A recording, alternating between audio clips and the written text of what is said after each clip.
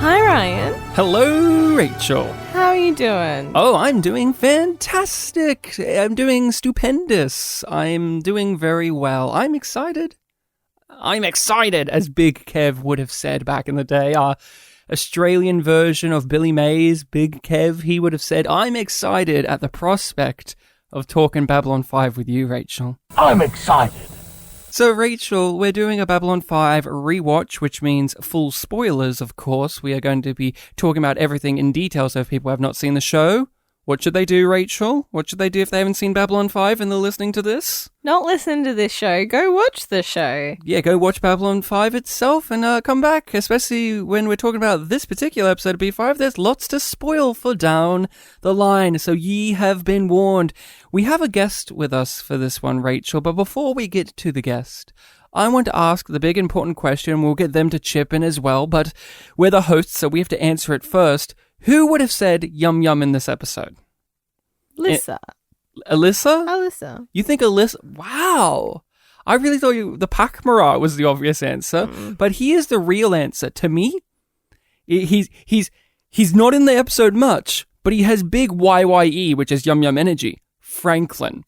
That was going to be my second choice. He had such smart-ass smirking energy, and I felt like he would have said yum yum after asking what naan tasted like. That is my opinion. But we are joined by a Babylon 5 expert, a Babylon 5 historian, a Babylon 5 fan, and somebody who also came on a previous episode of Star Trek Discovery with us. We are joined by Pat. Hello, Pat. Hello. Hi. How are you doing? I'm well. I'm abashed to be told that I'm an expert at Babylon 5. I'm going to try to live up to that. You better. I've spoken you up, and if you fail us, you're dead, right? You're dead, buddy. No. You just you do it more politely. You say, "Oh, we sent Pat out to the rim." Right. We cremated his body and said it was a religious miracle that Pat exited the podcast abruptly. That's how we will do it. Pat, what's your opinion? Who would have said yum yum in this episode? See, I was thinking Alyssa, but I really like the Pakmara one. That one tickles me quite a bit. Just because there's that delay with the translator, and because the translator like thinks about what they're saying, where the tentacles move for a couple seconds. It's like gargle, gargle, gargle, gargle, and then the translator's like yum yum, and you're like, oh, okay. that would be so much fun because it'd be the delay build up to it. Yeah. It would be like an old Japanese dub where the lip movements are completely off and they're going for ages, and then the bored American guy would just respond with yes. Oh, that's a really easy edit for you to do. That's an easy edit for the social media people. Yeah, it's like the Pakmara is 18 syllables, but in English it's just yeah. So, Pat, what is your history with Babylon 5 as a show? Because we had you on for Star Trek Discovery last time. We heard your thoughts on Star Trek. You're a Star Trek fan, not so much a Discovery fan, but I know you primarily more so as a B5 fan. So I'm curious to know what your history and relationship with this series is. So yeah, like I grew up seeking out whatever science fiction I can get my hands on, and I don't know if I saw The Gathering when it first aired, but I definitely watched the series as it ran in the 90s. Every summer was a weird one because you had such a weird airing order or schedule, I guess. But yes, now Babylon 5 is my DVD collection that I watch, probably at least seasons 1 through 4, probably once a year kind of thing. You have to revisit. I skipped TKO. I'm sorry to say. What? Well, you know what? I did rewatch it for the Yum Yum, and I had a lot more fun than I thought I would. But he cried even. I heard he cried when Walker Smith said, "Watch your back," and you cried. That's good foreshadowing. I think the best foreshadowing is every time I try to send you like a snarky and or funny message like on Discord or something, you always like to respond with Walker Smith, just give me the thumbs up. It makes me laugh every time because he's so gleeful. He's just like, yeah, he's like there's a Zima behind him. Yeah, well, he reminds me. It reminds me of the like internet Bart Simpson kid where he kind of like looks at the camera. And he's like, yeah, internet. Okay, has that. It has that same energy. But I purposely didn't choose to show up for that episode. I was like, I want to go to Naroon. I want to see Naroon. Yeah. Yeah, Naroon is where we got it. So you saw this around the time when it aired, or just after? As it aired, yeah. I kept up with it. It was right when I was like my awakening of like seeking out science fiction quite a bit. And what was it like? Because we often talk about on the pod, and many people talk about, obviously nowadays, Babylon 5 was quite different for science fiction at the time, or it was doing different things, or it was doing continuity. But what was it actually like for you being there at the time, seeing it unfold? I mean, yeah, because it was so much of that everything was episode by episode, but it is the continuing story, the build up of characters, and like everybody keeps yelling at each other. Is this what people are like in real life? Because people don't really yell at each other in Star Trek. But to actually experience it, and you want to like keep up with it, it kind of reminded me of like I was a kid and you'd be homesick from school and you watch like daytime soap operas, but then it was in space, and then that's when I was like, oh, is that where the term space opera comes from? I never put that together before, but yeah, it was you wanted to keep up with it. You couldn't dare miss an episode because there was no way to see it if you hadn't recorded it, right? Yeah. Whereas now it's like on a streaming service or a PVR, something like that, where you can catch it later. But if you missed an episode 3 years later, it would really punish you for having missed that episode. Yeah. Oh, he said, watch your back. Oh my gosh. I didn't know. Watch your back. So we are talking about episode 17, Legacies. Pat, you do have the DVD description in front of you, don't you? I do. So could you proudly read it out for us all? Read the words that I guess JMS wrote down. We don't know who wrote these down, but we'll have to assume it's the man himself. Big JMS energy for sure. Are the Mbryo pounding the drums of war? Their planet-to-planet memorial tour honoring a fallen combat hero raises suspicions aboard the Freeport dedicated to peace. It also raises Delen's ire, leading her to take a stand against her homeland's warrior caste. What a description. And it doesn't even mention the B-plot. Nah. I have a written one for the B-plot. Oh, you wrote one? I wrote one. Give us it. Ivanova and Talia are given a school task to raise a bag of flour as if they were parents. It's that episode of Frasier where Niles has to look after a bag of flour. Yeah. I was thinking Saved by the Bell, but yes, exactly. Yeah. It's one of my favorite Frasier lines ever when Niles is saying, I am having nightmares about people kidnapping my child and sending me muffins in the mail. I can see how parents can be obsessed with worry.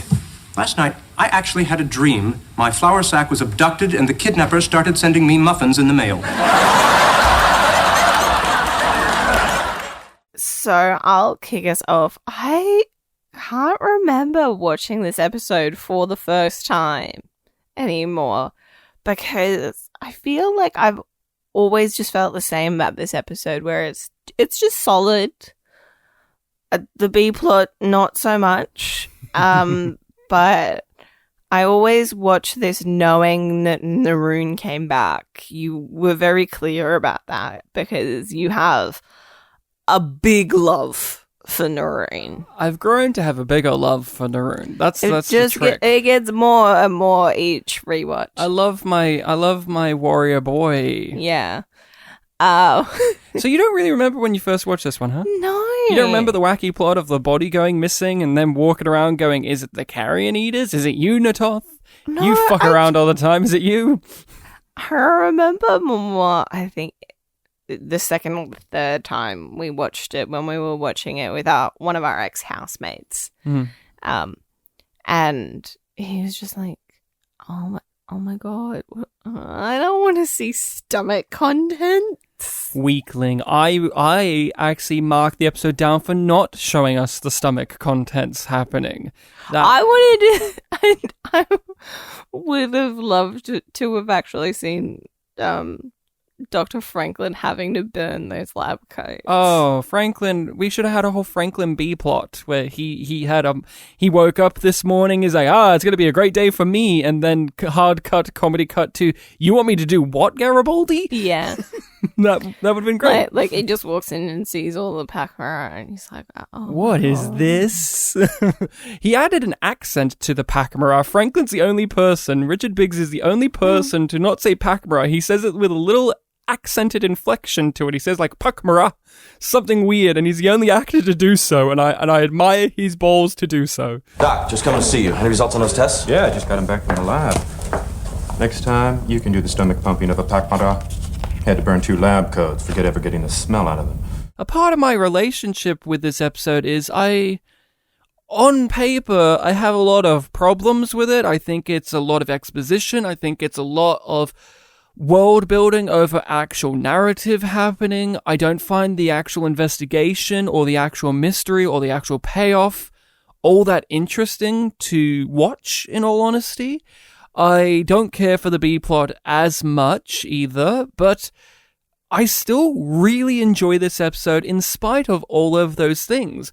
I can look at all those things and I say I have a problem with them, and those are either true for myself or do take away some enjoyment factor, but for some reason, they don't take away enough. I still enjoy this episode far more than some of the ones we've previously covered on the show. I just enjoy it. It's just a good time. I'm not saying it's the greatest episode of season 1, let alone of Babylon 5. No. But when I watch it, I sit there and I finish the episode and I feel like I didn't waste my time. I felt, hey, that was a fun plot that I just watched unfold. I had a really enjoyable experience with this. And then I move on to the next one and I always think, Legacies. That's the one with Naroon and the missing dead body. And it's also, to me, also one of the better Delenn episodes in season 1, because Delenn hasn't been given an episode of her own till now. She's been in episodes. She's been pivotal to episodes, but we haven't had her version of Believers or her version of Born to the Purple or Parliament of Dreams. We've just kind of had her around a lot. Here, she gets her equivalent, I guess. She's the ambassador that's off the station the most often. Oh, except for Jakar, who's missing in the last 9 episodes, like 9 episodes in a row. He's just not here. Hence, Natoth is in this episode instead. But yeah, I enjoy this episode. I always have. When I did first watch it, though, Naroon didn't leave an impression on me, in all honesty. That happened much later when he became a bigger character, because here, he was just an angry guy. And I didn't really take into consideration that he's the first real warrior cast guy we get to meet as an actual character, because in The Gathering, that's a twist, and then they die.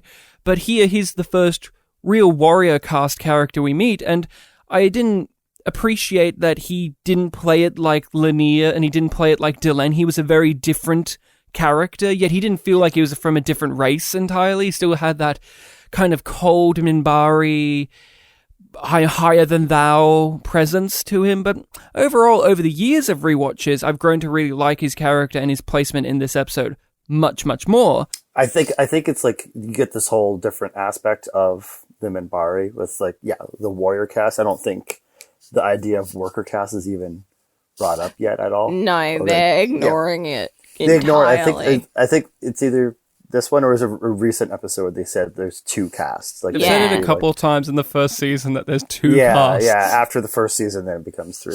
But so you got to see somebody who's you can almost think of like the Minbari as being like a weird mix up of like Vulcans and Klingons, but there's they're cold and methodical, but they're also like sometimes they're like really about honor. But it does seem like you get the warrior cast and it's like you get honorable Klingons and strip away that honor. Like they're all like about the fight, but they don't necessarily need to have the most honor, except when it comes to like their leaders, right? They want to like glorify them and respect them, but like they're not as beholden to the honor that I expect from like Lanier. Like Lanier will just do everything that way. So it was interesting to see in the room. He's like, these things are really, really important to me. And, I'll tear this whole station apart just for that reason. So it was really interesting to see that a different part of the Mbryo culture. But you didn't know it was going to be as valuable as it does till later, especially for like Naroon. Yeah, he comes off as a one-off episode villain, the warrior guy who's itching for war, and Sinclair has to restrain himself from punching him in the face or shooting back, and he's Naroon's Mr. Well, we owned the battlefield, didn't we, Sinclair? He speaks like a villain in this episode far more than he does in other episodes as well. I mean, I love Naroon, but to me, Decisions were made. Decisions were made, and they kind of pivoted those decisions in the next episode he appears in, and the next one, and the next one. What the hell do you think you're doing? Everywhere has been searched, but here, where no one would dare to go. Wrong. So with this episode, Rachel, it is about our favorite thing, investigations and mysteries. And that's lots of Mr. Garibaldi action. That's how the series started with The Gathering. It was a mystery and an investigation, and let's solve this. And we had a problem with it there. How do you think about it here? What do you think about it here? It's serviceable. It's hard to really critique it for me because it's just a vehicle for ideas more than anything in this episode. What ideas? Well, it's just like it's there to service exploring the culture of the Mbryo and the relationship between like Mbryo and humans and Earth Force, and really getting to see some things that we've been told. Yeah, because up until now, we know that Earth and the Mbryo had a war.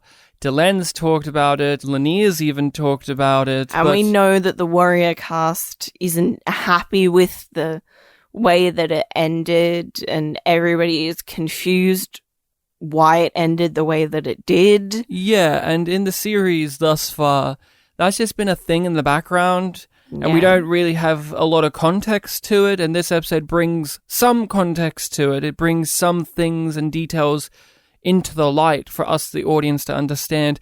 I think I do have an issue with, in Babylon 5, sometimes they want to have their cake and eat it too by having a character like Mr. Garibaldi be the cop and be the investigator, and yet he doesn't get to do particularly clever things or have particularly clever or fruitful stories to have investigations in. They're often this in which it exists, but I don't think about the episode in the context of that was a mystery plot or that was a detective plot or that was them trying to gather or find something. It is what you say, where it's a construct or a backdrop or framing device for them to... It's just there to push everything forward a bit. It's giving the world building and the exposition some momentum, which The Gathering was sorely lacking. We didn't really care about the mystery in that either, and nor did the movie, it seemed, for a large portion of it. And that was guilty, much more than this, of having nothing but exposition guiding along, where this does have exposition and world building and mythos and so on and so forth. But this framework of a missing body plot and seeing how even the B plot ties back into the A plot here makes it feel more substantial and substantive than if we didn't have it, or if they didn't focus on it enough and just had it be, did you know the Mbryo have a caste system? And did you know that the Mbryo don't like Sinclair all that much, except for they do kind of like him? It adds a little bit more weight, but I do wish sometimes that Babylon 5 could just have a detective investigation mystery plot, and that's like the actual focus of it, because I would never say for a show that has many mysteries throughout it that are paid off beautifully, I would rarely say an episode that contains a mystery to be solved in a manner like this is ever really that satisfying, because I don't really care at the end that it was Delen, because who else would it have been? Yeah. And I remember being suspicious of her from the get-go, because she's just like, make sure that you're there, Sinclair. And it's like, why? There isn't the whole point of this is that it's a like Minbari only event. As much as I love Mira Fallard as well, she often plays Delenn in the first season as obviously mischievous and sinister. And it's like, well, who else would it be? Because Jakar's not in the episode, so it can't be him. And it's not going to be Sinclair, even though Naroon really wants it to be. And it's not going to be Naroon. That's another thing. Even as evil as John Vickery plays Naroon, there's no way it's going to be him who does this. I don't give that thought. How do you feel about all of this stuff, Pat? Yeah, it's a lot of fun when you rewatch it, where it's like, it's so obvious that she's up to something. But yeah, it's interesting with the backdrop of it all. I feel like this was like the first time we kind of got a glimpse at, what was the cause of the war. Cause the Naroon mentions, his Star Trek name. What is it? Dukat. Yeah. Yeah, Dukat dying and stuff like that. And there was an accident. It was an accident, but it caused them be greatly upset and to lead into the war. Or at least to like drive them into the war. But how they had this war leader who came from a religious background and stuff. So it's like really important to everybody involved. And then Sinclair's like, oh yeah, you invite me, I'll come. Okay. One of the interesting details set early on is the cold open of the episode is the threat that the Minbari cruiser is going to fire upon Babylon 5 because it has its gun ports opened, which is a sign of dignity and respect, and they harken it back to Earth military traditions and such like that. And there's a lot of tension at the beginning because Sinclair personally has a lot of trauma when it comes to facing off against these type of cruisers, and specifically this cruiser as well, because he does mention in the episode that this was one of the cruisers, this military leader was one of the people who shot and murdered all of his friends in front of his eyes, which I think is a great stress point to put on Sinclair, because if in any other situation, if this was the same episode, but the circumstances of that was slightly different, I don't think Sinclair would be as antagonistic and as stressed out as he is in the episode. So it justifies his anger that we see him bestow throughout the episode, because I kept writing in my note that everyone was really pissed off in this episode. Sinclair especially, he was very pissed off. But let's talk about the gun ports being open. We don't find out in this episode specifically that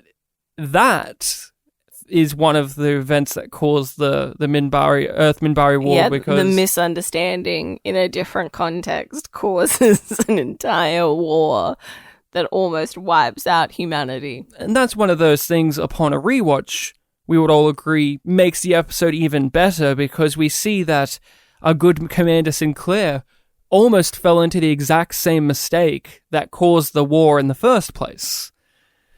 Yeah, I guess like it's not part of the command book to be like, everybody who's in charge, you need to know that the Minbari might do this again. Like, I was very surprised. I mean, again, on rewatch, that he didn't know that. That wasn't part of it. It's not taught in history classes. To put that in, or Lanier didn't put that in the dossier when they knew that the cortege was coming in.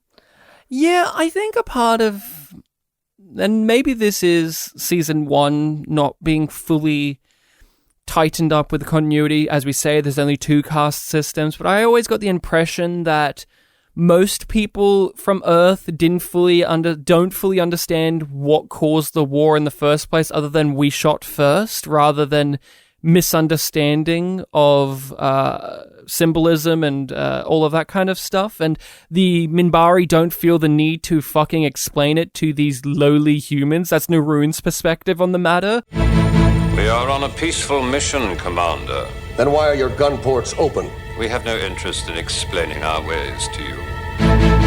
With the actual investigation and mystery body plot, Rachel, how do you feel about the actual justifications from Delenn and the actual backstory of why this is all taking place in the first place? Not just Naroon's motivations for parading this around to basically give the middle finger to Earth everywhere they go and basically say, this guy fucked you and we're celebrating the fact that he fucked you. Other than that, how do you actually feel about why Delenn did the things she did? It's a bit bullshit.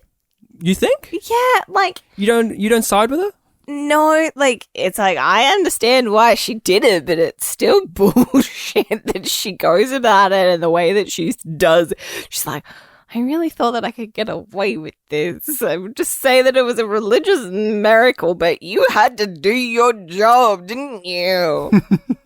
So you're not hashtag Team Delenn? No, not in this episode. Why not? This kind of shady Delenn I don't like as much. Really? Because I don't think she's justified. You don't think that her motivation is a justifiable one or an understandable one? I understand it, but I don't side with her. But I don't really side with Naroon either.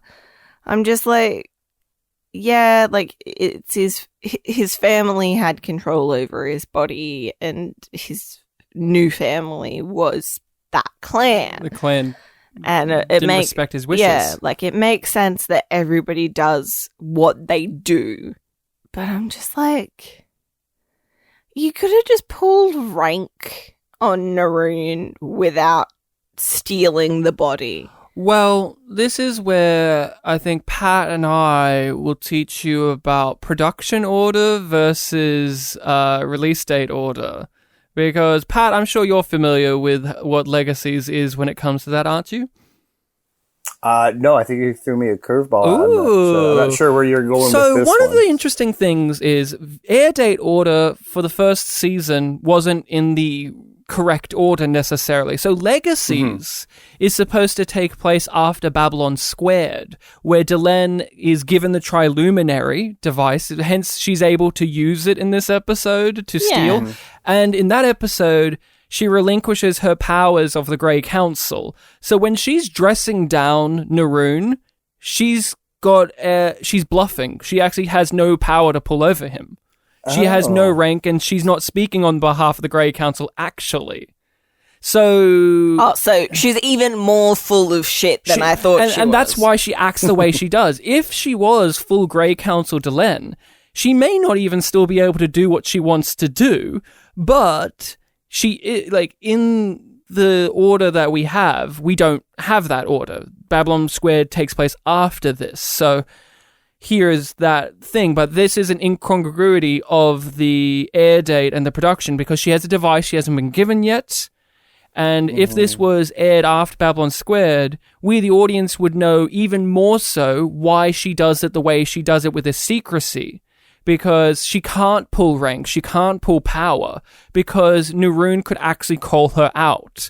But in this, she's bluffing at the end. She's pushed into a corner by Sinclair and Garibaldi finding out about the situation and forcing her hand. And she gambles. She makes a gamble. And that's another reason in Season 2, when Naroon takes her place on the council, he's extra pissed off at her because he also knows that she was bullshitting when he told him off the first time round.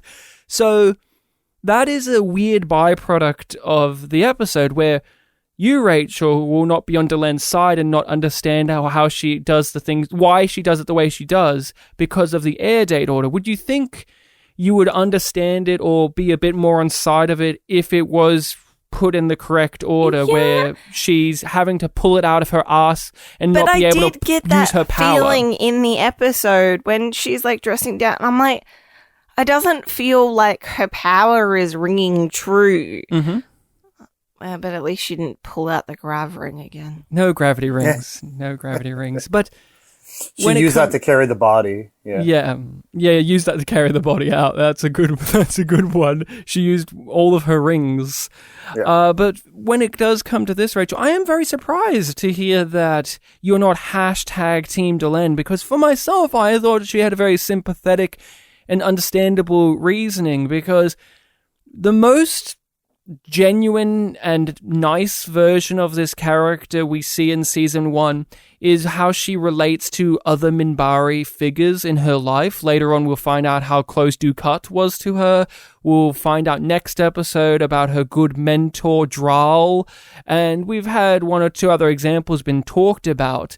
And when she does talk about these figures in her life who have helped shape her as a person and as a political figure and a religious figure, there's a genuine quality to her. So when she is motivated here to jeopardize her position and jeopardize the safety of Babylon 5 even to honor and respect the wishes of a dead friend. I completely buy it. I completely understand that Delenn would do that, and I understand why she does it in the way that she does. But I just don't like it. And that's a sign of the show's quality. If I can completely understand the character, but I don't have to side with them to understand them. Yeah, but I'm saying to you that I do side with her. Yeah. Because also Naroon is... And I understand why you do that. And the other factor is because Naroon is weaponizing the death of the man to... He's weaponizing the body. He's weaponizing the body, and he's using the death of the man for an agenda rather than actually honoring the man. And Naroon is self-interested in this episode, and it makes him an unlikable villain in a good way, and it makes Delenn more likable. And when she does give Naroon the dressing down, and when she does give him the go fuck yourself speech, it's one of the most satisfying comeuppances of a villain we've had in the season thus far. Yeah. They don't have to die, they don't have to get exploded by a Vorlon, or they don't have to get shot after trying to kill David Warner. They just get told off sternly by this small woman who's making a fucking diorama with a bunch of plastic triangles. And it's one of the most satisfying comeuppances of an antagonist this season has had thus far.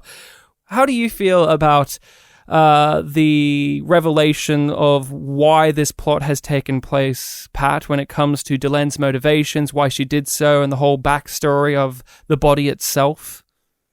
I mean, I'm a little bit reeling just from the finding up at the production order thing. It changes my opinion a little bit.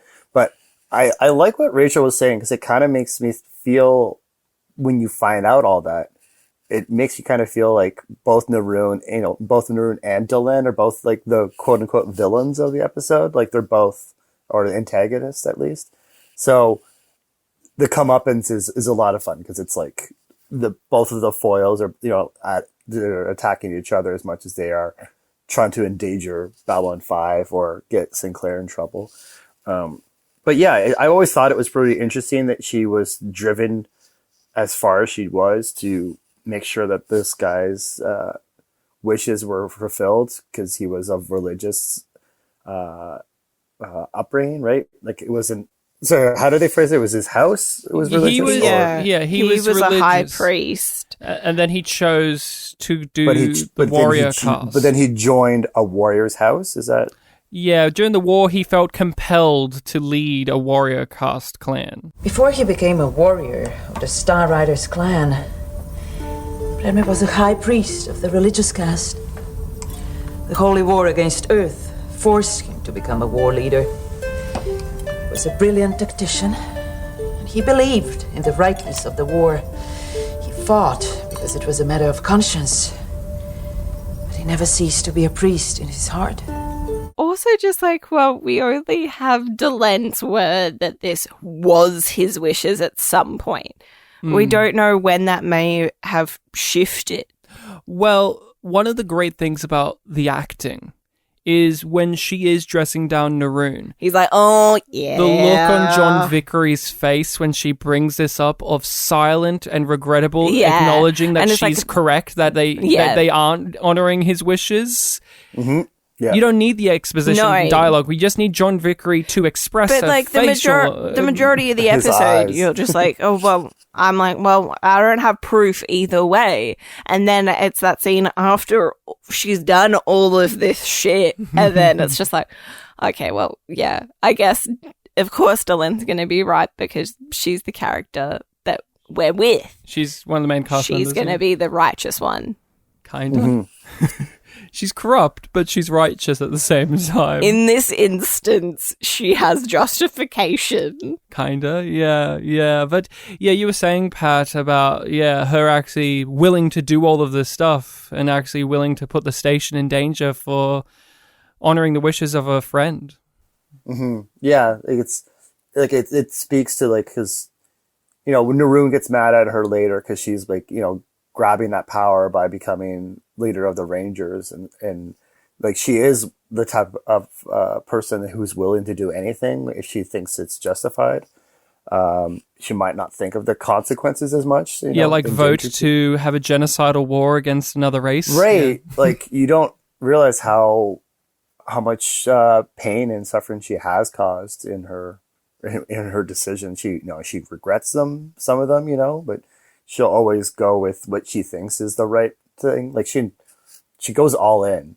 Oh yeah. is her style. I agree that she is an antagonistic force in the episode as well because she's undermining the investigation. She's willing to put Babylon 5 in danger. She's willing to put Sinclair in the hot seat and forcing him to interact with these people in an antagonistic view. She's willing to choose Sinclair out for not doing a good enough investigation even, and it's unfair of her to do so, but she's doing it under this guise of I'm trying to honor a friend.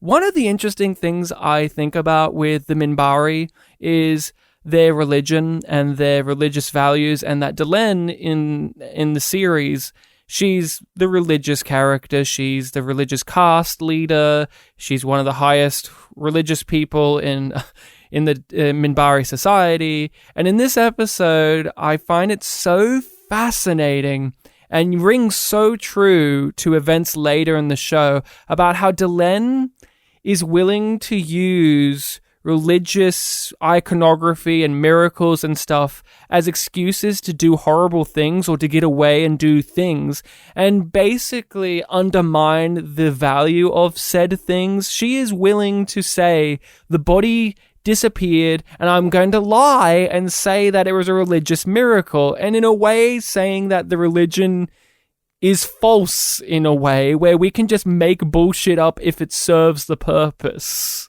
Yeah, if she wasn't a religious caste, she would just form a cult of personality if she needed it to do things, like as a justification.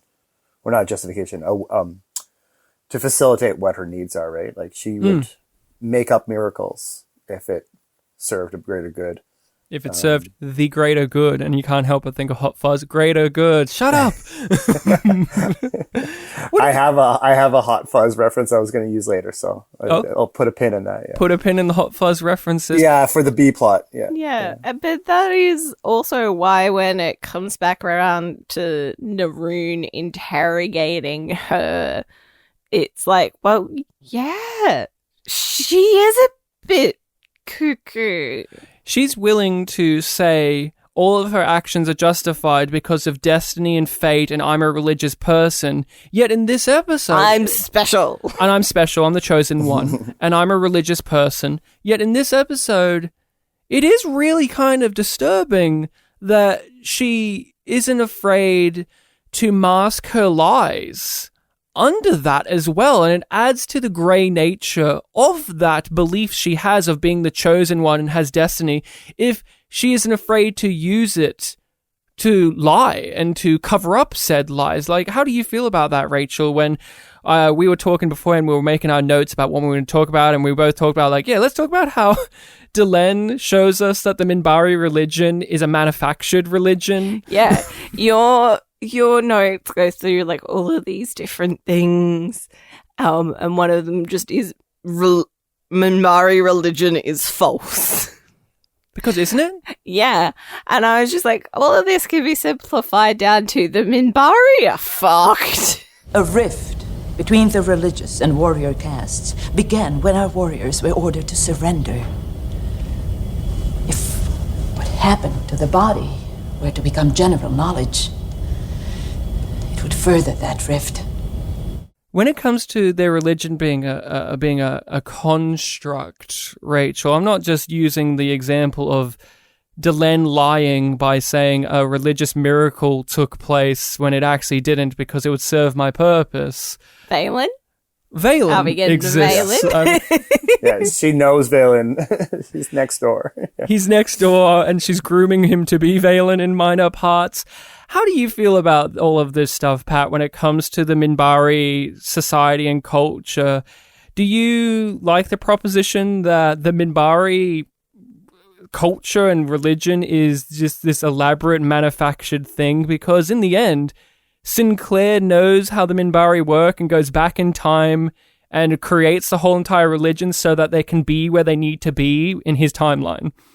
Yeah, it's a self-fulfilling prophecy that she's teaching him her religion so he can teach it back to them, that it will only fulfill the purpose for 1,000 years, because the Minbari were only true to themselves really before Valen showed up during the previous Shadow War. Mm-hmm. And as Rachel said, they are pretty much fucked in a lot of ways going forward, because now they're no longer locked into a destiny loop.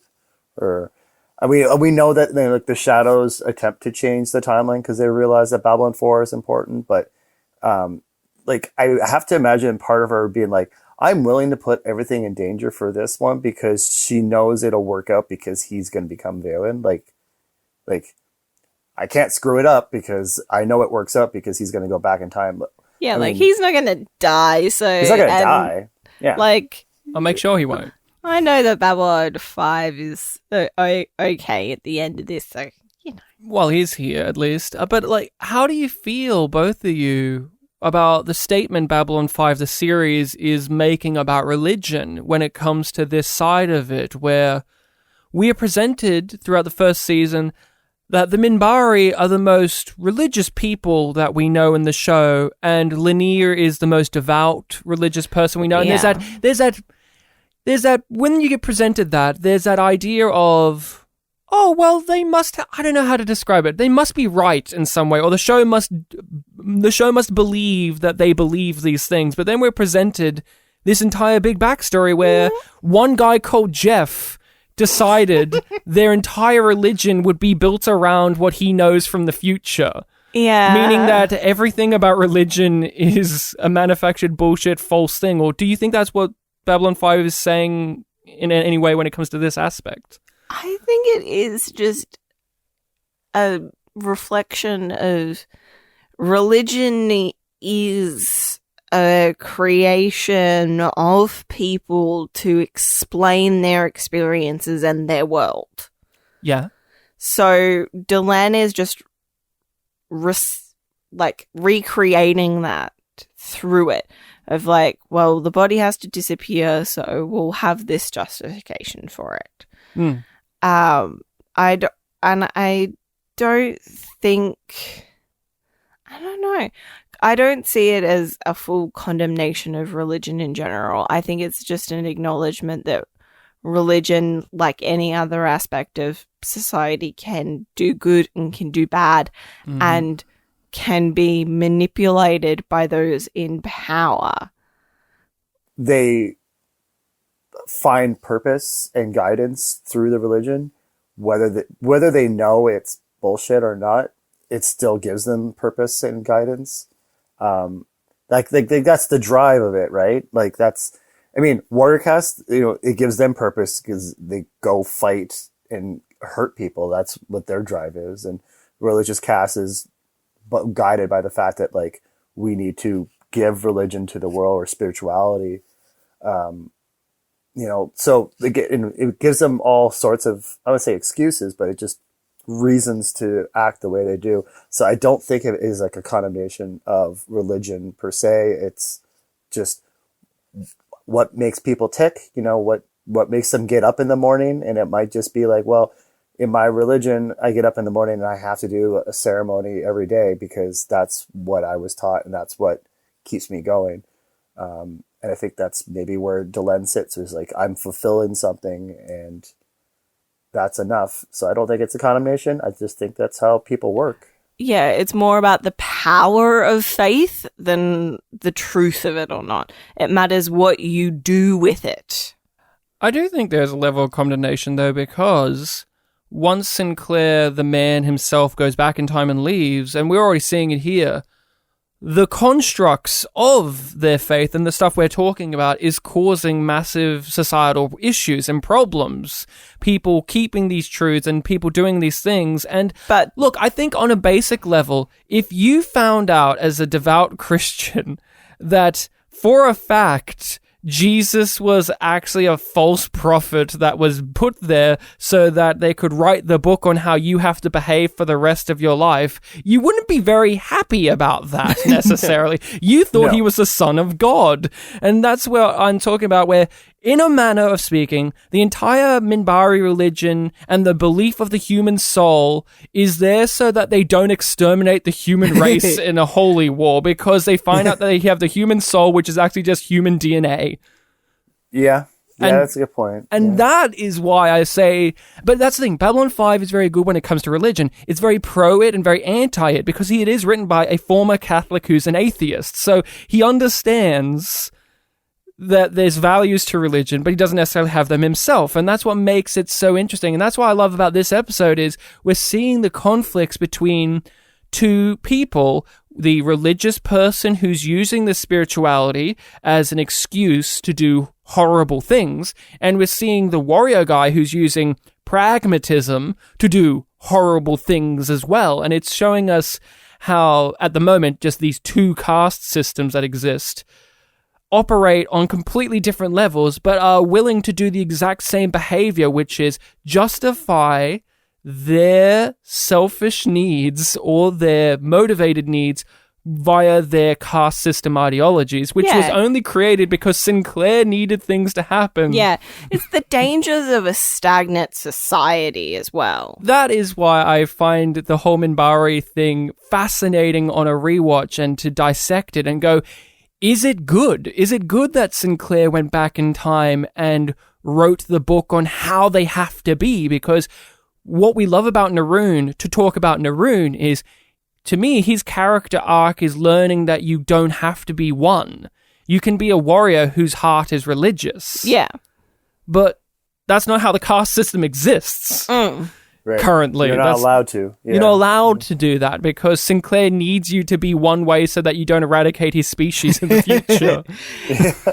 Yeah, I mean, I never thought of it that way. I thought it was just like, just of the previous Shadow War, but it was like, like the whole religious text that is to protect humanity from being wiped out, because humanity is, Babylon 5 says is like the only one with like a true destiny, or not destiny, a future to fulfill, right? Where we see that they become like Vorlons with the encounter suits. They've been watching season 1 for a million years. Yeah. Like me back in the day. That's when you. I had this That's you. That's what you look like. Yeah. That's You me. say you look like Zathras, but you look like a guy with a shaved head with a pale complexion. Yeah. I am Jason Ironheart. I'm there in a million years. Goodbye, Commander. I will see you again in a million years. Let's talk Naroon. What do we love about this character? Because all three of us seem to like this character to differing degrees. What about you, Pat? What do you love about Naroon? I mean, I think it's like he's driven by something that's, everything's super important to him, and he thinks about everything through. Like, he might do the wrong thing, but he's kind of the other side of the coin of Delenn. But you said it as well, like, in this episode, he's not really that Naroon that I like as much as he is later on. But he's, I don't know. I think he just resonates really well with me. I don't really know exactly what it was, but it was always just, important for me whenever he showed up. Yeah. Yeah, I'm the same. I think of Naroon as such a well-defined secondary minor character that we no longer have to say if, but when JMS does a reboot of the show, you could easily see the Minbari in that version of the show could just be Naroon, because he's so well defined of having a strict ideology to a level of almost a protagonist degree. And he's only in 5 episodes, spread across 4 seasons. That's crazy. I didn't, yeah. And when you get to his final episode in season 4, it feels like you've watched a main character reach their final arc and conclusion, yet he's only a minor character who appears once in a blue moon because he's so well defined. And even though here in this episode, he isn't that level of Naroon, he does have motivations that make him understandable and different to Delenn, where he believes he's right as well. He believes in the warrior caste methods, which we are learning for the first time thanks to this episode by actually seeing a warrior caste member instead of being told about them from Delenn, which we've been told about. It's different to actually see a physical guy there rather than being talked about. And John Vickery, it's his performance as well. He's just fun. And I think he isn't the greatest in this episode in comparison to the next one and the one after that and one after that. But there's moments in the episode itself. You see why they cast him as this role and why they brought the character back. Because there's the final conversation he has with Sinclair, and it's almost like JMS and co. watched that scene and they figured out what the character should be and how the performance should be from there. Because that final conversation with Sinclair, the way the Naroon's written and the way his character is performed, that's the Naroon I think of, rather than the one who jumps Sinclair in his quarters and wants to fight him. That's not the Naroon I think of. That's too silly for me. What about you, Rachel? You're a fan of the character too? Yeah, and I think you're right. I think I would go as far as to say that Naroon gets better each episode that he's in. Like, I think the final episode with him is the best. The best of Naroon. He's pretty great. His heart is religious. Yeah, and it makes so much sense. And it is really amazing to have such a powerful character that's only in 5 episodes, but he is so important. But he doesn't have to be a main character to be as important as he is. When it comes to Naroon in this episode, Pat, how do you feel about it, knowing how he goes on to be, but also thinking this could have just been his one-and-done appearance, or this could have just been his character of being the recurring mustache-twirling warrior guy? How do you feel about all that? I mean, yeah, he could have easily just been a one-off thing. He was just a Mbryo who represents what maybe a typical warrior caste person would be like. Which I think is like a bit more how the ship that went missing, like the Mbryo ship that went missing, that comes back to try to mess with Sheridan in season 2. Like that could have actually been like how he ends his story, right? Like they could have brought him back once just to have him like try to commit suicide and then goes away in shame, or suicide by firing squad, kind of by combat. I always think it's more interesting because we talk, like, again, I really like how you described it, his whole story, that we could have had, instead of the book of Jakar, we could have had like the book of Naroon, where like he could have easily have been written the story about what the Mbryo should be, because he was seeing things the way that Delenn couldn't see it. I mean, I think his sacrifice taught her something, but when I look at him just here, like, yeah, he's look, it's that warrior caste guy, you know, he doesn't mean as much, but when his eyes glow, he's like Gowron level eyes. Like, oh yeah, I mean, John Vickery was in Star Trek a couple of times. He played a Klingon lawyer in Enterprise. He played a Betazoid in Next Gen. I remember him in that episode because he's in a catatonic state because he hasn't slept in weeks. Oh, yes. And he has no lines of dialogue, really. Yeah. And he looks like Carl McLaughlin outside of the makeup, which is very distracting to me. It's true. You talk like a Mbryo, Commander. Perhaps there was some small wisdom in letting all species survive. We like to think so. Sinclair's Valen. That's a given. That is this episode, right? Like they flash back to it when Sinclair is becoming Valen. They flash back to, you talk like a Mbryo. That is just one of those things that also elevates the episode of, wow, they really did seed through that Sinclair has a lot of Mbryo tendencies to him, huh? Because Or Mbryo have a lot of Sinclair tendencies. Well, yeah, that's the truth. They talk like Valen, aka they talk like Sinclair. Yeah, exactly. You're a far more religious man than I gave you credit for. Yes, flashes to him being fucking Valen, Space Jesus. I'll take Space Jesus over Space Hitler. Thank you. Yes.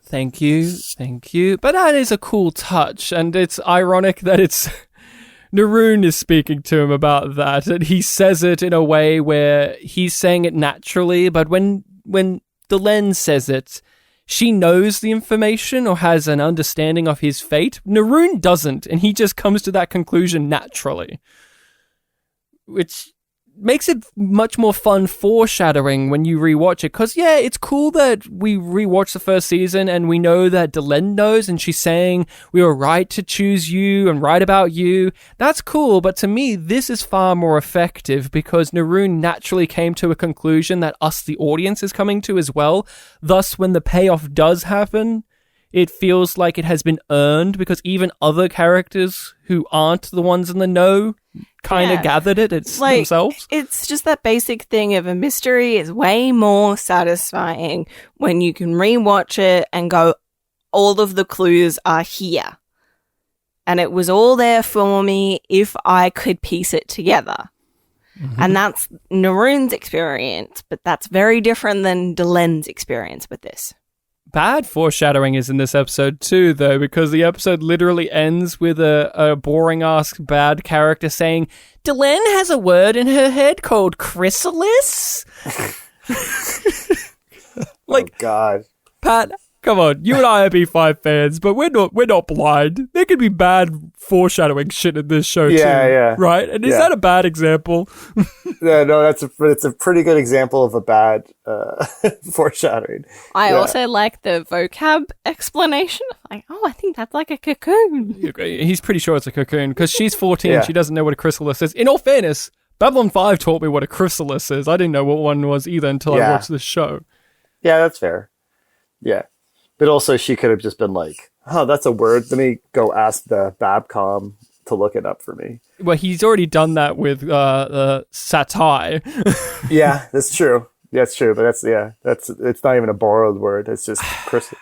How would you do this though? Because if you don't explain what chrysalis is... Oh, no, you have to. And then at the end of the season, she starts putting herself in one. We wouldn't understand what the fuck's going on. This is a hook to let us in, but like, it's not good, but I honestly don't know how you do it better. I think the only thing that makes it a little bit better would just be like, not the word. Like, it wouldn't be the word in her head. Like, maybe if it was like an image of like a cocoon. Like, it didn't have to be a word she didn't know. It could just be like, she imagines like a changing cocoon. I don't know. How vague can you go without just giving it away, I guess, is the problem. Is this also a product of the writing of the time in which maybe you could have shown visually when she was reading Delenn's mind a cocoon instead of us hearing it through blatant dialogue? Because it could have been like Blade Runner where Ridley Scott just puts in footage of a butterfly. He reuses footage from Legend. Fucking exactly. Unicorns. Because it's clunky because it's obvious foreshadowing. It's the characters looking at the screen saying, that is going to come up later, by the way, and it's not a particularly interesting mystery at this point. You just go, oh, I didn't know that this was something. I guess I have to note that down now. And it's not that interesting or rewarding in the rewatch because I'm more intrigued. I'm like, she's playing with the triangles already. That's the more interesting and then that's a visual thing. And they don't explain it throughout the entire season. She's just doing it and you think, this is a TV trick where, like in Star Trek Enterprise, for instance, where in Star Trek Enterprise, a lot of their briefing scenes are them having juice or tang and food. So it breaks up the monotony of characters standing there saying lines of dialogue. This is for her, right? Where she's fiddling with something. She's making something throughout the season. It's just to give movement. But then there's a payoff. to it. And that's far more satisfying than Elisa Belden saying, chrysalis, and then Sinclair whispering to himself, chrysalis? Yes. Chrysalis. We have to eat our vegetables now. We have to talk about the telepath plot of the episode. Rachel, lead us in. What's happening here? What's happening in this B plot? But Pat already said it. No. Let me know the actual plot. Because he gave us a Frasier plot. Yeah, but she's a bag of flour. No, Rachel. Who is this bag of flour? This bag of flour that only speaks in questions, but not like a Vorlon. She's more like a Metal Gear character, a Metal Gear Solid. She's Snake, where it's like Psycho Mantis. Okay. Metal Gear Revolution Rex. There are 2 passwords. Baker, you talked. Psycho Mantis. And the Psychor pays for all this? Ivanova and Talia fight over the custody of a young woman with latent telepathic abilities that have now come to fruition, and Talia wants her to join the Psychor, and Ivanova wants her to not. So then they explore different options, one of them being that she could go to the Narn homeworld, and then later on they're like, oh, what about Minbar? We can tie it to the A plot. Yeah. This is one of the better examples in season 1 of A and B plots intersecting and tying together. Obviously, Elisa Belden solves the A plot mystery by invasively scanning Delenn, which has been set up in the episode, so that's fun. I actually Here's the thing. We're kind of all setting this up like this is a bad plot. I actually like this plot idea, and it's only brought down by one key element, and we all know what key element that is, hence we're going to do a spotlight on her as an actress. But what do you think of this actual plot, Pat? Is it a plot? It's a side quest. I get really bogged down by her performance, so I'm glad we're going to talk about it, but it's interesting because we want to know more about, like, what happens when you join the Corps, or at least like what happens when a telepath is discovered. Yeah. And it's interesting that you have somebody who is out for her benefit with Ivanova, who wants to give her options because she didn't have that. Well, her mother didn't have that really. We know that Ivanova has a little bit of psi ability, but it's interesting in the sense, but it's better than the whole telepath story of season 5. I'll say that. If this little girl was actually Byron, that would have been funny. Then came back in season 5. It comes back. I mean, yeah, that would have been more interesting. I wrote letters. Yeah. Now I'm visiting the station. Oh no. Right. Yeah, exactly. No, but it is interesting. There's a lot of the questions of just like the world building of what it means to be a telepath in this universe that JMS has created. It's so like a very special episode form of delivery, where she's just always asking like, what's this? I don't understand. And, it's not great. It's fine. It's just, it's there and it pays off because she connects with the A plot. It is there to perform a service and a function, and it does it. And it doesn't do it as well as it potentially could because the actress... Yikes. It's her first performance. And too clearly she is trying. She's trying. And it does not work. I don't know. I think this is a really fun plot. I agree. It gives us a cool, interesting avenue of the Psychor and how that works, and people getting enlisted in Psychor and what happens, and two people whose abilities spark up later in life, because we've been demonstrated that's a thing that can happen in the show already with Jeffrey Combs' character, for instance. He got his abilities later in life. What happens, and same with, obviously, Ivanova's mother. And I love the pitch of having an episode where Ivanova and Talia fight the whole episode, and maybe learn a little bit about each other along the way, because that's the interesting relationship that this show really doesn't tackle enough, is Talia and Ivanova. That's what the first episode was the friction and the tension between these two characters. And so you have an episode where the pitch is Ivanova doesn't want Talia to put someone in the Psi Corps. Doesn't that sound like a great plot? Not only one that would have intense emotions, but also could bring some humor to the affair, because Ivanova is a funny character. You get Natoth involved. Natoth is fucking great in this episode. I love her in this episode. I love the whole gag about, good idea about the teeth, though. And you can see, like, she's mentally noting that down for future endeavors of this. But I was asking Rachel this before we recorded, and I want to ask you, Pat. Refresh my memory. Is this the only episode in which the two of them have a plot together for the entire episode? Until Talia leaves? Because then I think that's, the episode she leaves, they have, like, they spend, like, the night hanging out. Yeah, like, that's, like, the actual episode that I can think of.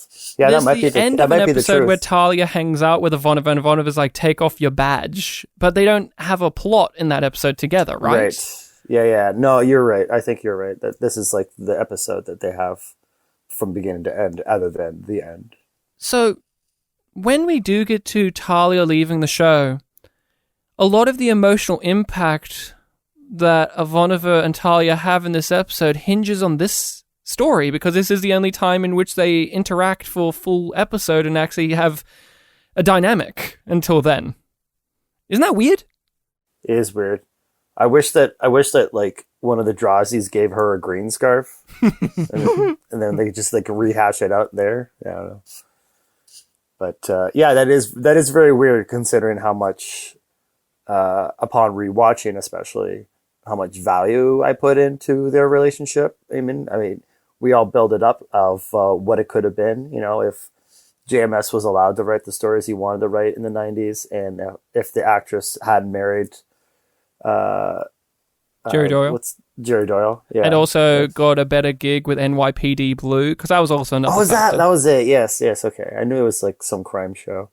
Why don't they give them plots together? That's something that's always confused me. If JMS knew one of the end goals was a tragedy for the two of them, because obviously a part of the original storyline would have been this control thing, and that would have been but at no point in the show outside of this episode do they ever really bother to give them a story together. They will have stories that run into each other, like Ivanova is in Mind War, but Ivanova doesn't interact with Talia all that much. All she gives her is a glass of water. That's it. And the first episode is Talia trying to get Ivanova's attention. That's it. And that's it. Why is there no other episodes of these two having stories together? Why is that not here, Rachel? I don't know. It doesn't make sense in, the long game term of things. It might just be that, each time they kind of thought of it and they didn't have time, they went with something else. I don't know. Because the actresses have good chemistry, not just in terms of, obviously, romantic chemistry, if they were actually going to go there, but just on-screen dynamics. They're very fun to watch in this episode, bickering back and forth at one another. Yeah. They're very enjoyable, but what do you think, Pat? I mean, we all know what JMS wanted to do with these characters, but at no point does the show ever really put them together enough. Why?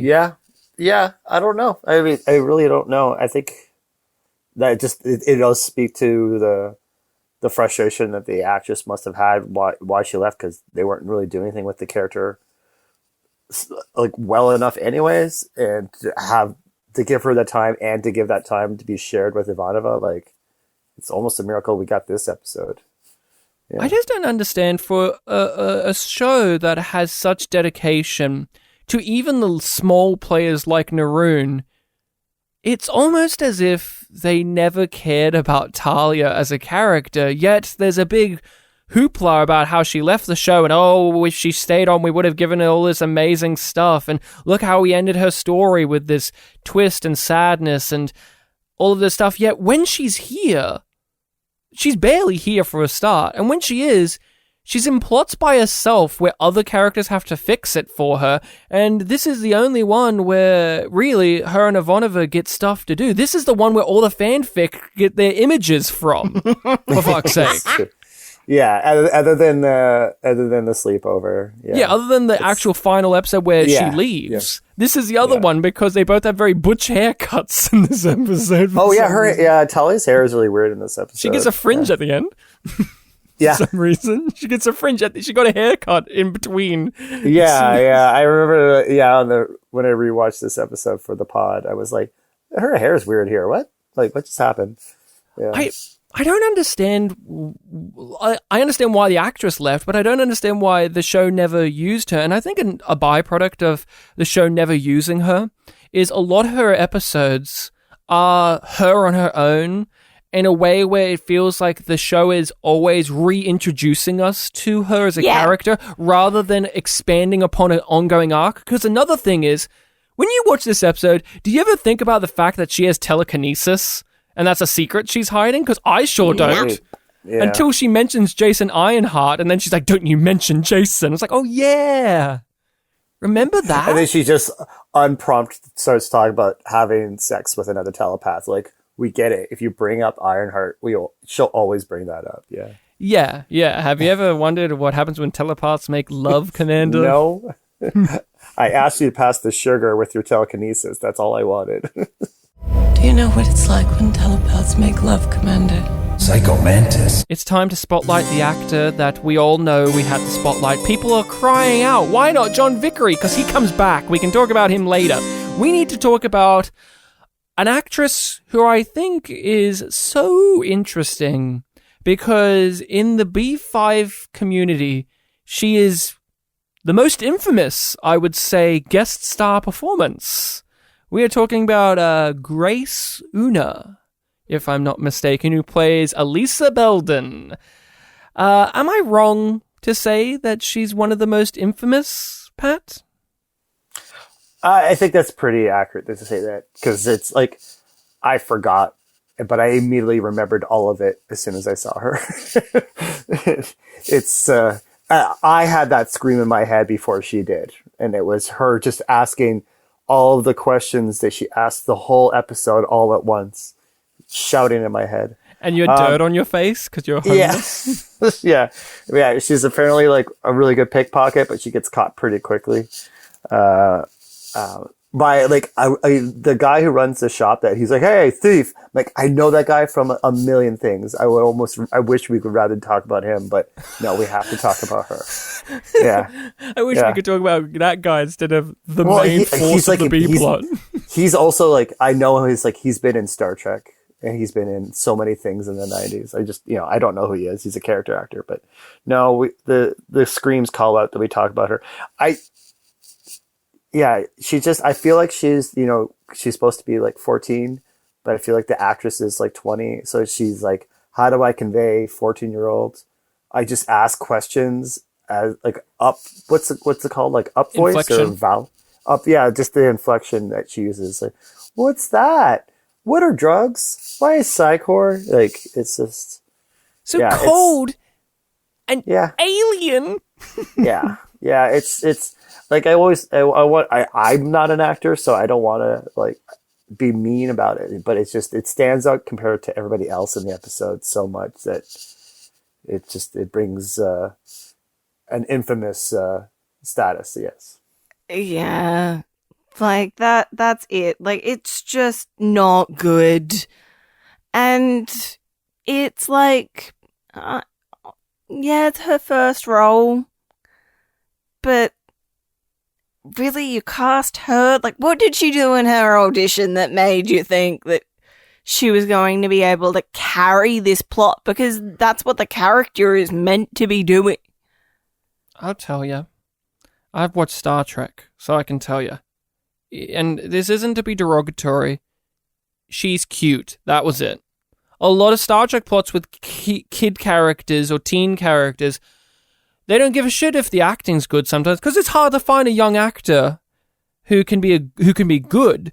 if they're cute, then maybe that will push it through. That's all I can give you as an answer, because she's terrible. She's terrible. And I don't want to pick on her either, because this segment is supposed to highlight someone, but she's infamous. She has a legacy. It would be weird not to mention her. And this is a prime example of how a guest performance can entirely derail a script, because I can't tell you if the character is well written, because as you say, Pat, all she does is ask questions, but the actress asks them in such an artificial way that you can't help but notice that. While there are other characters, like I said jokingly, Snake from the Metal Gear games, that's his character. All he says is Metal Gear, but David Hayter's a really good performer, so you don't give a shit that that's all he does in those games, right? You don't care, because he reminds you of Kurt Russell, who's cool. So, she's not very good, and I feel bad for her because they hired her, and there's clearly something wrong with her ability to perform, and they threw her in, and they made her the central focus of the story, and the story is already hard to buy into, because, at least for myself, I don't like stories in my sci-fi where it hinges on a child, and because I've seen so many bad versions of that thanks to Star Trek. I've lived through Wesley Crusher stories before. So yeah. It's a hard sell. My sympathy is very low for these type of stories, and when you give me a performance like this, it's fucking difficult to not get annoyed at them, because we all want to be respectful, but I can only speak for myself as a viewer. When I view things just in my own home, I'm not afraid to be derogatory at the screen. Like I say, when Wesley shows up, I always say, oh man, I want to punch his face. Or I say, shut the fuck up, Wesley. Or I say stuff like that. Like, I'm very mean-spirited because I really don't enjoy the performance or the character. But I'm not going to go on a podcast and say, fuck Will Wheaton. I will now, because he's a grown-up who's a hack sellout. He can go fuck himself. But he brings in that dough. You know, I'm not going to say that Grace Una should go fuck herself for this performance. They hired her, and they probably should not have hired her, but they were a low-budget show, and they needed someone in the age range who was also cute. I was going to say, I feel like the miscasting part of it is, like, I feel like they needed, like, an actual little kid. Like, someone even younger.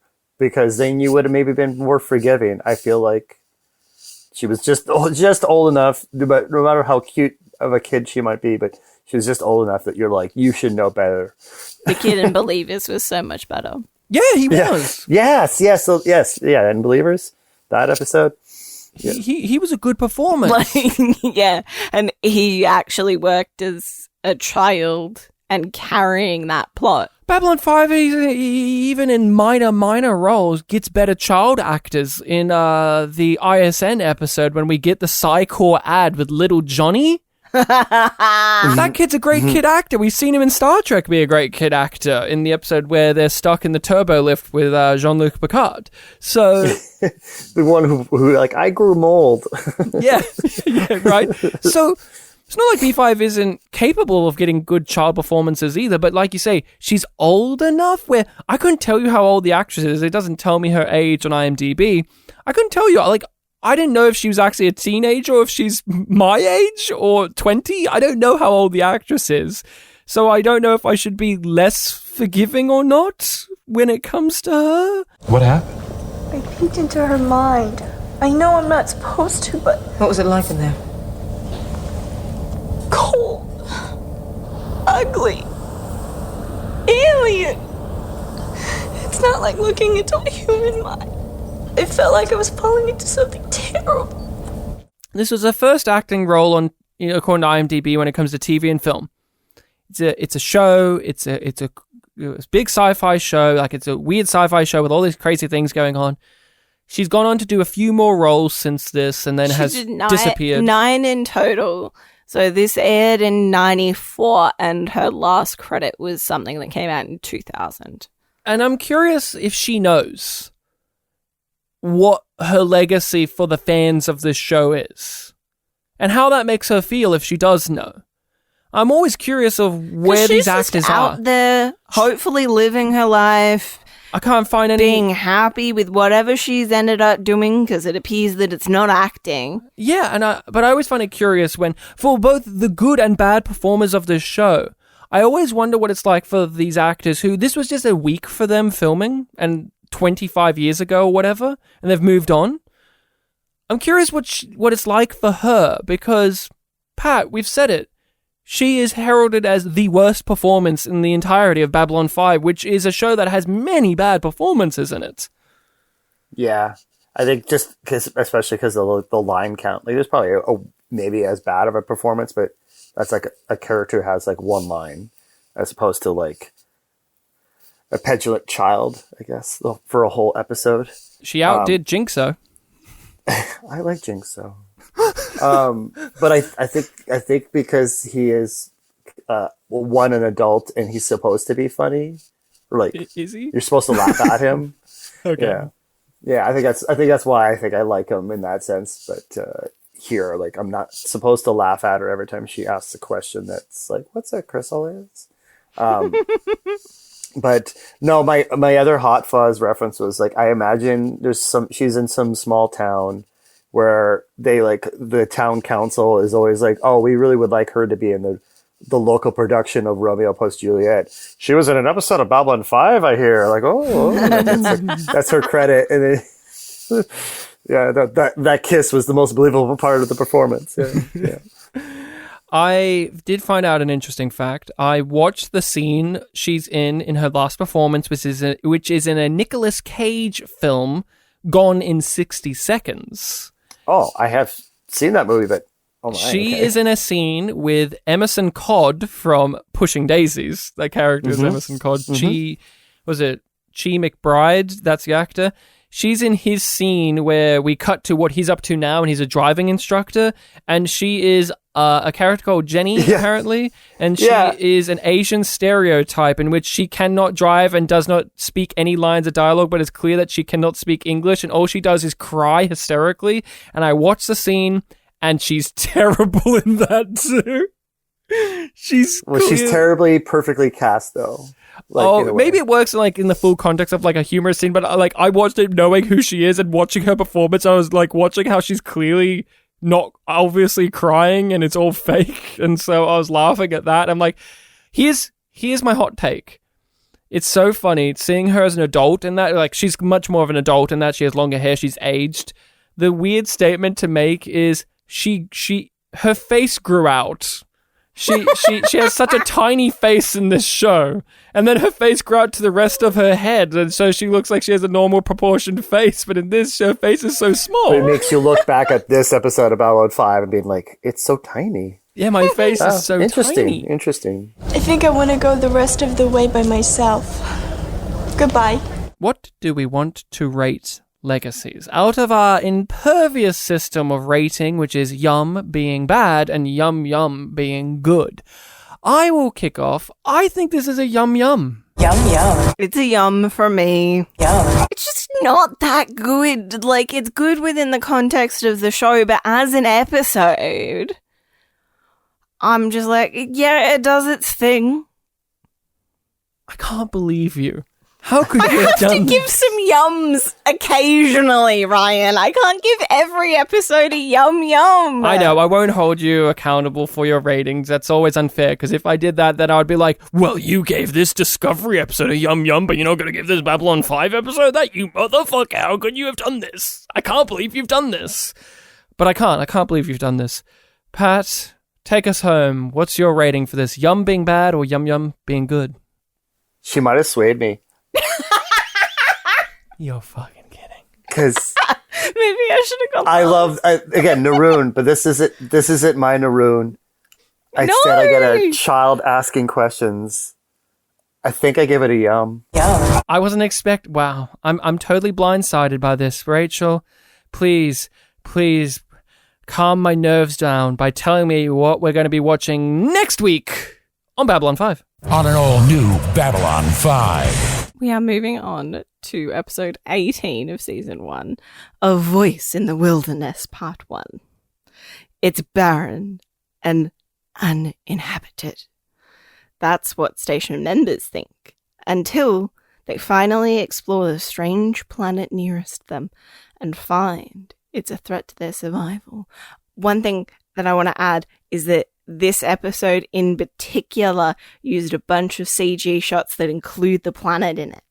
Okay. That's a fact. That's a fact. They're setting it up. Oh, you mean Legacies used a bunch of CG? Sorry, I thought you said that one did. I'm like, yeah, well, that one involves the planet, right? Yeah. No, but like this one, it reminds you that it exists. In the majority of the station-wide shots, it includes the planet as well, which it helps give perspective for how big the Mbryo ship is. One of the few double-parted, part 1, part 2. Yeah, one of the few double-parters in the show where there is a direct part 1, part 2 in the title. One of only 2 in the show, where the other one is Sinclair coming back. And War Without End, Part 1, Part 2, where Sinclair comes back and Babylon 4's back. Mm-hmm. I think that's the only other one.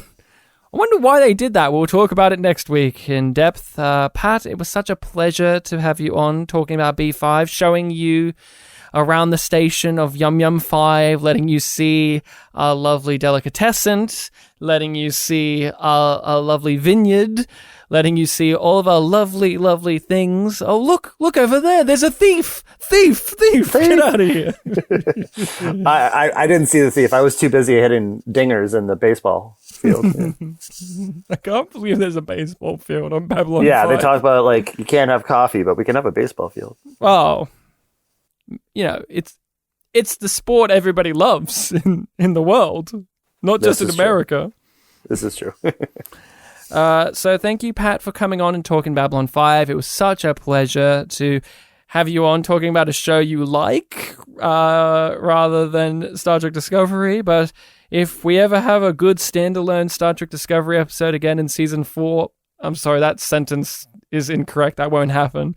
But we'd love to have you on again, if possible, for that. If you're willing to subject yourself to Discovery again. If not, we'll have you back on for a B5 I mean, that episode. was the most... I feel like that was the most obvious soundbite insert where it's just her going, I could almost see it. Ah! I'd really like to see it. I almost can if I const. Well, Rachel, that's it from us. We have talked about the episode, and it is over now. That is the legacy of Legacies. It's over now, and I'm the only one who liked it, apparently. Yeah. What a nightmare. I didn't hate it. It's just not that good. That's the rating system. So yeah. So it's your fault. You came up with the rating system. You said that it was infallible. It's infallible, and I'm right. Fun fact, the cart seller guy that Pat is obsessed with. He's from Saved by the Bell. He was the devil. He was Satan in UHF. That is the most important thing to know. And he was also in Intolerable Cruelty, one of my favorite films. Yes, Saved by the Bell. And, Mr. Weaver. Yeah. And yeah, of course, I've never seen Saved by the Bell, and I don't plan to. Oh, okay. And Benjamin Button, The Curious Case of Benjamin Button. What a fantastic catalogue of work. We should have done him for the spotlight, but we didn't. We chose Grace Una. So, sorry. You can find us on the social medias of Facebook, Twitter, Instagram, Reddit, Tumblr, TikTok, blah, blah, blah, blah, blah, blah, blah. All of those. You can follow us on those. We are posting stuff, interacting, engaging, sharing even more fun little details that we didn't get to include. Keep an eye out for that Pakmara. Rachel, do we have a Patreon? Yeah, we do. Where you can get even more content, us talking about Star Trek episodes that are good or bad according to IMDb user score ratings. Yep, we've done yesterday's Enterprise and Code of Honor. Yeah. And then we're also talking about the X-Men movies, because we did all of the Star Trek movies, so they're there for you to listen to. Like, there's a bunch of extra content that you can get there. Yeah. Yep. What order are you guys watching the X-Men movies? Sorry, now I'm curious. In the release date order. Thank you. Okay. We aren't going the first class, then back and forward. Could you imagine what a nightmare that would be? I can't imagine watching one movie where it's set in the 90s and he's played by James McAvoy, then hard cut to one set in 1999 and he's played by Patrick Stewart. I can't handle that. I couldn't handle that. That would be too shocking for my nerves. I don't want that life. No. So we're talking about those. We give our thoughts on other things. You can give us a rating and review on whatever podcatcher you use to do so. It would be greatly appreciated. I'm sure if I go on to the Canadian Apple podcast, I'll see a glowing review from Pat saying this podcast is yum yum. I wet my pants. Isn't that right, Pat? I'm going to see that by the time we finish this recording. I'll probably use the word moist, but Moist. I moisted my pants real good. Moist. Yeah. Moist. Yum, That's what yum. we say in Canada. We don't say yum yum. We say moist. A Canadian equivalent podcast is called the Moist Podcast, where they just say, moist. It's weird because Discovery was shot in Canada, yet they still use the yum yum take. Very odd. Yeah, that's true. Very odd of them. That's it, people. We're done. We're dusted. We say our farewells the only way one can. Rachel. Good eating to you. Oh, good eating to you, Rachel. Good eating to you, Pat. Good moist to you.